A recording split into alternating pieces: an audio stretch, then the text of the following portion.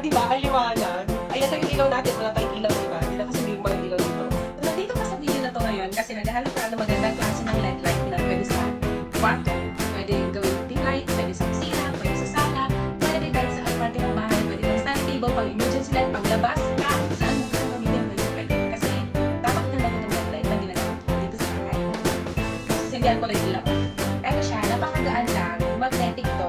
So ito, pwede mo pwede sa wall kung saan mo gusto inigit. Ito, pwede mo itong alisin kung gusto mo siya i-charge. Kapag lutas na. Gamit din yung power button. So yung power button na yan, pwede i-on. Kapag gusto mo na sa ilaw. Tapos off lang. Kapag ayaw mo na gawin ko ilaw. Makikita mo dito, meron siyang sensor button.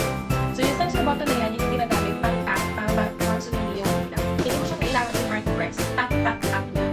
So i-tap natin to. Ito yung unang light. Ito yung white light. I-tap natin ulit. Ito yung warm light. Tap natin ulit. Ito yung natural light. Kung ayaw mo naman na sobrang maliwanag, pwede mo naman pinaan yung ilaw. Ang gagawin mo lang ito, tap mo lang yung power button niya. Hindi mo kailangan long press. Tap lang, tap. Hindi mo bitihan, ha?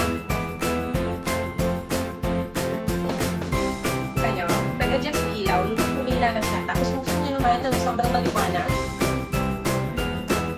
long press lang din nyo or long tap lang din nyo. And ayan na. Sobrang liwanag na yan.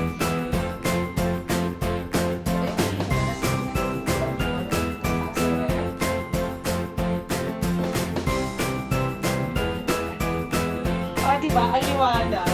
Ayan lang yung ilaw natin. Wala tayong ilaw na iba. Hindi na kasi yung mga ilaw dito. Ano pa hinihintay ninyo? Kung gusto ninyo ng less than 200 pesos na LED light, rechargeable, at sobrang matipid, i-check out nyo na itong ilaw na to. Nasa yellow basket lang.